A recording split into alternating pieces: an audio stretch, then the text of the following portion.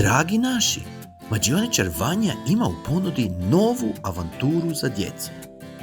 U pitanju je čarobni svijet mihurića. Ćao djeco!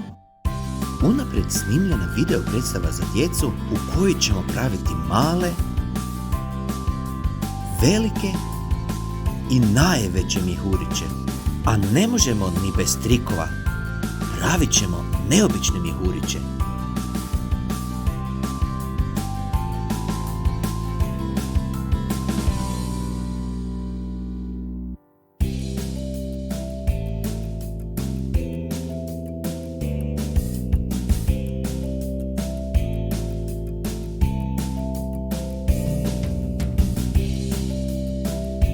Video traje 30 minuta i sadrži sljedeće.